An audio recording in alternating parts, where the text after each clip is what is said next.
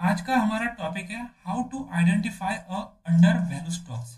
अगर आप एक बिगनर इन्वेस्टर हो और आप जस्ट इन्वेस्टिंग जर्नी स्टार्ट की होगी तो आपको बिल्कुल आइडेंटिफाई करना नहीं आता होगा कि वो स्टॉक अंडर वैल्यू है या नहीं। तो सबसे पहले आप फंडामेंटल एनालिसिस करना सीखो।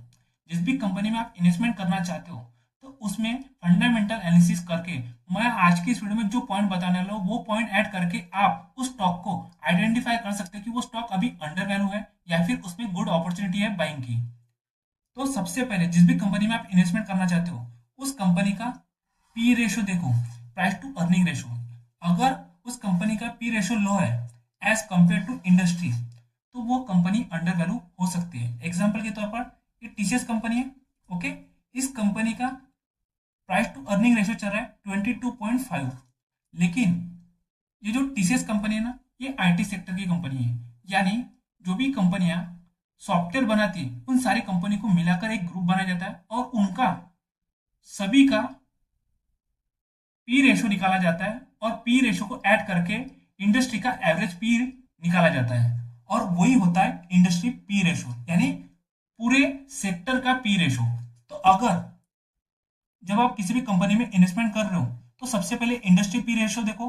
अगर इससे कम उस स्टॉक का पी रेशो तो हो सकता है वो कंपनी अंडर वैल्यू हो सकती है। अगर industry price to earning ratio के कंपेयर में उस कंपनी का पी रेशो हाई है तो इसका मतलब है कि वो कंपनी ओवर वैल्यूड है। इस तरह की कंपनी में आपने इन्वेस्टमेंट बिल्कुल नहीं करना है। जब आप किसी भी कंपनी में इन्वेस्टमेंट करते हो तो सबसे पहले उस कंपनी की बैलेंस शीट चेक करो। अगर स्ट्रांग है तो गुड अपॉर्चुनिटी है, क्योंकि इस तरह की कंपनी में फ्यूचर ग्रोथ पोटेंशियल बहुत ज्यादा होता है। तो जब भी आप किसी भी कंपनी में इन्वेस्टमेंट करते हो तो सबसे पहले उस कंपनी पर डेप्थ कितना है ये चेक करो। अगर हाई डेप्थ वाली कंपनी है तो इन्वेस्टमेंट बिल्कुल नहीं करना। अगर लो डेप्थ है और उस कंपनी का फंडामेंटल अच्छा है, यानी उस कंपनी का मैनेजमेंट बहुत ही स्ट्रांग है, तो इस तरह की कंपनी में इन्वेस्टमेंट करना चाहिए। देखिए एग्जांपल के तौर पर टीसीएस कंपनी, ये डेप्थ टू इक्विटी रेशियो है। इससे पता चलता है कि कंपनी पर कितना डेप्थ है। मान लीजिए टीसीएस कंपनी 100 करोड़ की है, ओके, लेकिन इस पर डेप्थ कितना है 0.10, यानी हो सकता है इस कंपनी पर 10 लाख का डेप्थ है। तो 100 करोड़ की कंपनी पर अगर 10 लाख डेप्थ है तो ये नेग्लिजिबल होता है। इसका मतलब है कि कंपनी पर डेप्थ कम है और ये अच्छा रिटर्न बनाकर दे सकती है फ्यूचर में हमें, अगर हम इस तरह के स्टॉक में इन्वेस्टमेंट करते हैं तो। फिर देखना है आपको बैलेंस शीट में जिस भी कंपनी में आप इन्वेस्टमेंट कर रहे हो उस कंपनी के पास हाई कैश होना चाहिए, क्योंकि कंपनी चलाने के लिए आपको पैसे की जरूरत होती है। अगर कंपनी के पास प्रॉफिट का पैसा है तो इसका मतलब है कि कंपनी अच्छे से रन हो सकती है।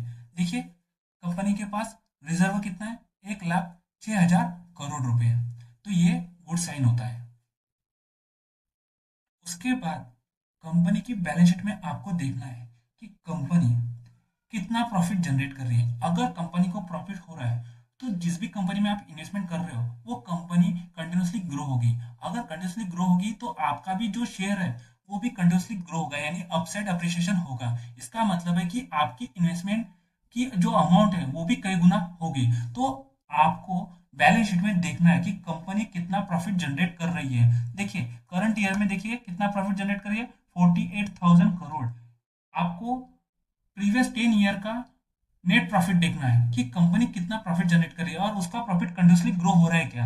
यहाँ देखिए 2014 में 19,000 करोड़, 2015 में 20,000 करोड़, 2016 में 24,000 करोड़, 2017 में 26,000 करोड़, 2018 में 25,000 करोड़, 2019 में 31,000 करोड़, 2020 में 32,000 करोड़, 2021 में 32,000 करोड़, यहाँ स्टेबल है। 2022 में देखिए 38,000 करोड़, मार्च मंथ में 2023 में 42,000 करोड़ और मार्च 2024 में 46,000 करोड़। यानी ये कंटिन्यूसली प्रॉफिट जनरेट कर रहे हैं और उनका प्रॉफिट बढ़ते हुए जा रहा है। तो ये गुड साइन होता है जब आप किसी भी स्टॉक में इन्वेस्टमेंट करते हो। तो जब आप किसी भी कंपनी में इन्वेस्टमेंट करते हो तो सबसे पहले उसकी कंसिस्टेंट सेल्स ग्रोथ देखिए। अगर कंटिन्यूसली ग्रो हो रही है तो इसका मतलब है ये गुड साइन है। देखिए ये टीसीएस है, टीसीएस कंपनी की सेल्स देखने वाले हम 2014 में 81,000 करोड़ की सेल्स हुई थी। 2015 में 94,000 करोड़ की सेल्स हुई थी। 2016 में 1,08,000 करोड़ की सेल्स हुई थी। 2017 में 1,17,000 करोड़ की सेल्स हुई थी। 2018 में 1,23,000 करोड़ की सेल्स हुई थी। 2019 में 1,46,000 की सेल्स हुई थी। 2020 में 1,56,000 करोड़ की सेल्स हुई थी। 2021 में 1,64,000 करोड़ की सेल्स हुई थी। 2022 में 1,91,000 करोड़ की सेल्स हुई थी। 2023 में 2,25,000 करोड़ की सेल्स हुई थी। 2024 में 2,40,000 की 2,40,000 करोड़ की सेल्स हुई थी। और जो करंट ईयर है हमारा 2025 में, उनकी सेल्स हुई थी 2,55,000 करोड़ की। इसका मतलब है अगर आप प्रीवियस 10 ईयर का डाटा देखते हो तो इनकी सेल्स कंटिन्यूसली बढ़ रही है। इसका मतलब है ये गुड साइन है इन्वेस्टर के लिए, और इस तरह की कंपनी में हम इन्वेस्टमेंट कर सकते हैं, क्योंकि अगर इस तरह की सेल्स कंटिन्यूसली ग्रो हो रही है तो इसका मतलब है कंपनी अच्छे से रन होगी और अच्छा प्रॉफिट जनरेट करेगी, जिस वजह से इस कंपनी का शेयर्स का प्राइस कंटिन्यूसली ऊपर जाएगा। अगर हम इस तरह की कंपनी में इन्वेस्टमेंट करते हैं तो हमारी जो इन्वेस्टमेंट अमाउंट है वो कंटिन्यूसली ग्रो होती रहेगी। जब आप किसी भी कंपनी में इन्वेस्टमेंट कर रहे हो तो सबसे पहले प्रमोटर की बाइंग एक्टिविटी चेक करते रहना। देखिए, अगर आप एक बिगनर हो तो प्रमोटर कौन होता है आपको नहीं पता होगा, तो मैं सिंपल और शॉर्ट में समझाता हूँ कि जो कंपनी का मालक होता है ना, या फिर जिसने कंपनी स्टार्ट की, वो होता है प्रमोटर। तो सबसे पहले उसकी उस कंपनी में कितने स्टेक है, कितने परसेंटेज की स्टेक है, ये चेक करते रहना। अगर वो बढ़ा रहा है तो ये गुड साइन है, क्योंकि कई प्रमोटर ऐसे होते हैं जो कंटिन्यूसली बाइंग करते हैं ही अपने कंपनी के शेयर। क्यों? क्योंकि उन्हें पता है कंपनी फ्यूचर में किस तरह से बड़ी होगी, क्योंकि कंपनी को रन कौन करता है? कंपनी का मालक ना कि आप। तो उसे कॉन्फिडेंस होता है अपनी कंपनी पर। तो आप प्रमोटर की बाइंग देखते रहना। और आप कहाँ देखोगे? शेयर होल्डिंग पैटर्न में। यहाँ प्रमोटर की बाइंग दिखाई दे रही है, देखिए टीसीएस के ऑनर के पास कितनी है? 72.30। अगर करंट ईयर में देखोगे तो 71.7। तो जिस भी स्टॉक में आप इन्वेस्टमेंट करने वाले हो तो सबसे पहले प्रमोटर की बाइंग या फिर उसके पास कितनी कंपनी की होल्डिंग है। मिनिमम प्रमोटर के पास 51% के शेयर होना चाहिए, यानी उस कंपनी की स्टेक उसके पास होनी चाहिए, क्योंकि कंपनी को रन करने वाला वही व्यक्ति होता है। अगर उसको अपने डिसीजन से कंपनी चलाना है तो उसके पास कंपनी के 51% स्टेक होने चाहिए। सबसे लास्ट पॉइंट है हमारा इंस्टीट्यूशनल एंट्री। देखिए, जब आप किसी भी कंपनी में इन्वेस्टमेंट करते हो या फिर आप फंडामेंटल एनालिसिस करते हो तो उसमें आपको इंस्टीट्यूशनल एंट्री या इंस्टीट्यूशनल एक्टिविटी का डाटा हमेशा ट्रैक करते रहना होगा। कि अगर जिस भी कंपनी में आप इन्वेस्टमेंट करना चाहते हो उस कंपनी में अगर इंस्टीट्यूशनल कंटिन्यूसली अपनी स्टेक बढ़ा रहा है तो ये गुड साइन होता है, जिस वजह से आपको कॉन्फिडेंस आता है कि इस कंपनी में हम इन्वेस्टमेंट कर सकते हैं। क्योंकि देखिए, अगर आप उस कंपनी की एनालिसिस करते हो तो आप सिंगल पर्सन होते हो, तो उसकी वजह से आपके पास लो डाटा होता है, नहीं ना के बराबर डाटा होता है। लेकिन जो एफ आई होते हैं, इंस्टीट्यूशनल इन्वेस्टर में एफ आई आता है, दूसरा आता है डी आई। एफ आई का फुल फॉर्म होता है foreign institutional investor, D I का फुल फॉर्म होता है डोमेस्टिक इंस्टीट्यूशनल इन्वेस्टर। तो डी आई में आता है म्यूचुअल फंड। ओके, अगर आप किसी भी स्टॉक में इन्वेस्टमेंट करना चाहते हो तो आप ज़्यादा से ज़्यादा 10 लाख की अमाउंट इन्वेस्टमेंट कर सकते हो या फिर 20 लाख। ओके, अगर आप बहुत बड़े रईस हो तो आप ज़्यादा से ज़्यादा 50 लाख। लेकिन जो म्यूचुअल फंड है वो किसी भी स्टॉक में 100 करोड़ 200 करोड़ की बाइंग करेगा। तो देखिए, अगर आप एक सिंगल पर्सन हो तो एनालिसिस कम होगी, लेकिन जो म्यूचुअल फंड है वो 100 लोगों की टीम लेकर बैठता है। उस वजह से उनके पास रिसर्च, एनालिसिस और उनके पास डाटा बहुत ही स्ट्रांग होता है, जिस वजह से वो स्ट्रांग डिसीजन लेते हैं। और अगर आपको दिखाई दे रहा है कि जिस भी कंपनी में आप इन्वेस्टमेंट करना चाहते हो या फिर करने वाले हो उस कंपनी में F I D I continuously buying कर रहा है, तो ये गुड साइन है। तो इस तरह के स्टॉक में आप इन्वेस्टमेंट कर सकते हो। अब बात करते हैं कि इंस्टीट्यूशन का डाटा कहाँ से ट्रैक करना होता है। देखिए, शेयर होल्डिंग पैटर्न में देखिए F I D I. Okay, यहाँ आपको दिखाई दे रहा है 2022 में डी आई का टीसीएस कंपनी में कितना स्टेक था, कितने परसेंटेज स्टेक था? 9.25। लेकिन अभी देखोगे तो 12.64% का स्टेक है टीसीएस कंपनी में डोमेस्टिक इंस्टीट्यूशनल इन्वेस्टर का। वहीं एफआई का डाटा देखोगे तो 2022 में 12.94% का स्टेक था टीसीएस कंपनी में। लेकिन अगर आप करंट ईयर में देखोगे तो 10.33% का स्टेक है फॉरेन इंस्टीट्यूशनल इन्वेस्टर का टीसीएस कंपनी में। देखिए, जब आप किसी भी कंपनी में इन्वेस्टमेंट करना चाहते हो तो ये जो मैंने 5 पॉइंट बताया ना, वो 5 पॉइंट अपने एनालिसिस में ऐड करोगे तो आप किसी भी स्टॉक को आइडेंटिफाई कर सकते हो कि वो स्टॉक अंडर वैल्यू है या नहीं, या फिर वो स्टॉक अच्छा है या नहीं। अगर ये पॉइंट किसी भी स्टॉक में आपको मिल जाते हैं तो आप है ना वेट करो मार्केट का क्रैश होने का। अगर मार्केट क्रैश होता है और इस तरह के स्टॉक आपको 40% या फिर 50% मिल डाउन में मिल जाते हैं, यानी नीचे गिरते हैं, तो आप इस तरह के स्टॉक को पिक करना है। तो अगर आप इस तरह के स्टॉक को उस समय पिक करोगे तो आप अच्छा रिटर्न बना सकते हो। जिस व्यक्ति ने भी इस तरह के स्टॉक में कोरोना के समय में इन्वेस्ट किया होगा उसने आज अच्छे खासे रिटर्न जनरेट किए होंगे। The biggest mistake beginner make.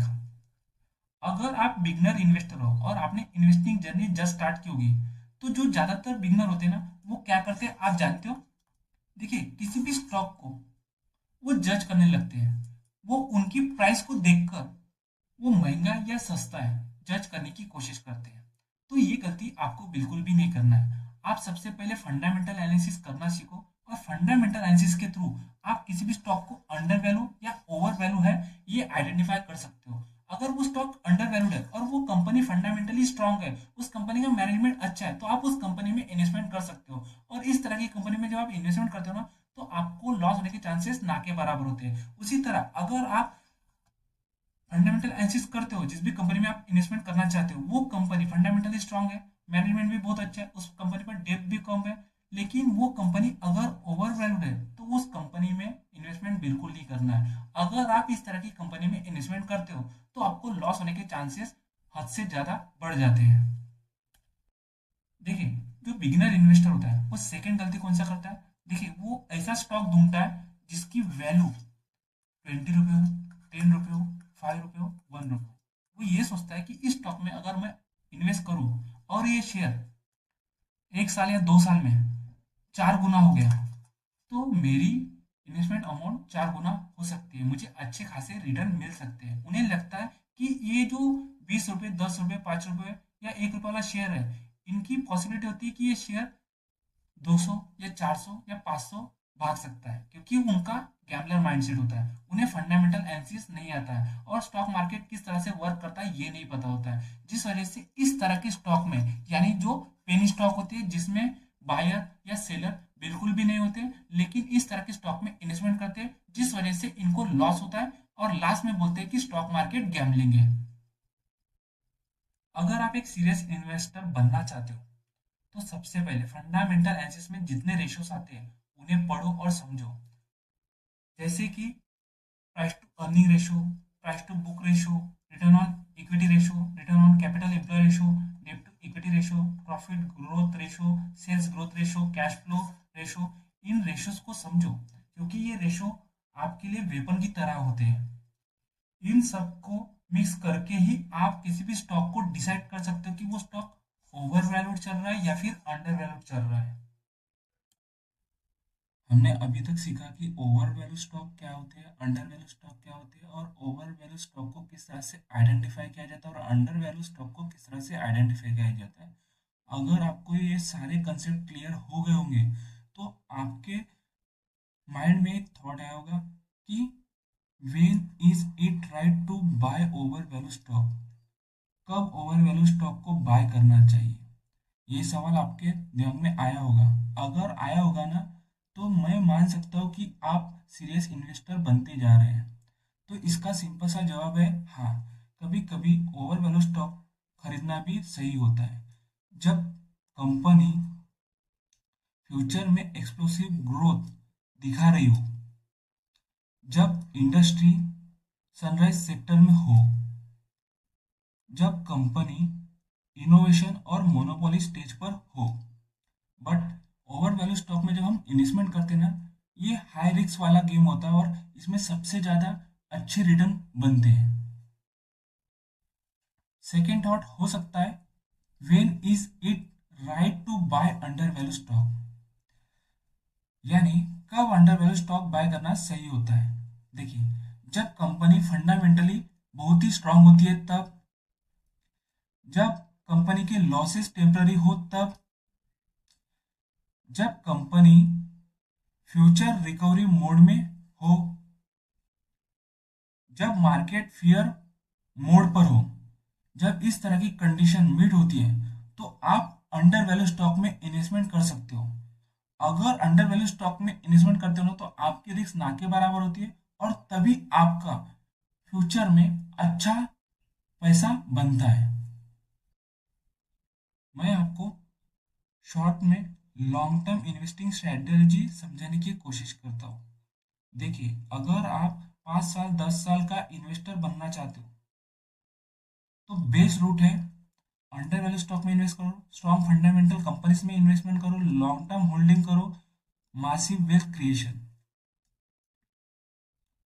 देखिए, जो बिगिनर इन्वेस्टर होता है ना, वो अंडर वैल्यू स्टॉक में ट्रैप हो जाता है क्योंकि स्टॉक मार्केट में बहुत सारे फेक अंडर वैल्यू स्टॉक होते हैं जिसमें आप ट्रैप हो जाते हो। जो बिगिनर होता है ना, उसे हर स्टॉक जो सस्ता है 10 रुपये वाला या 5 रुपये वाला, उसे लगता है कि ये स्टॉक अंडर वैल्यू है, लेकिन हर सस्ता स्टॉक अंडर वैल्यू नहीं होता है। कभी कभी company there is a fraud, company fraud होती है, कभी कभी कंपनी लॉस में होती है, मैनेजमेंट अच्छा नहीं होता है, बिजनेस ही डेड होता है। इसीलिए सिर्फ लो प्राइस पे कभी बाय मत करो, अच्छे से फंडामेंटल एनालिसिस करो, जितना डाटा है उसके आधार पर डिसीजन लो कि वो कंपनी गुड है या फिर बैड है, वो अंडर वैल्यू है या फिर ओवर वैल्यूड है। तभी जाकर अच्छे स्टॉक में इन्वेस्टमेंट करो क्योंकि हमारा पैसा मेहनत का है।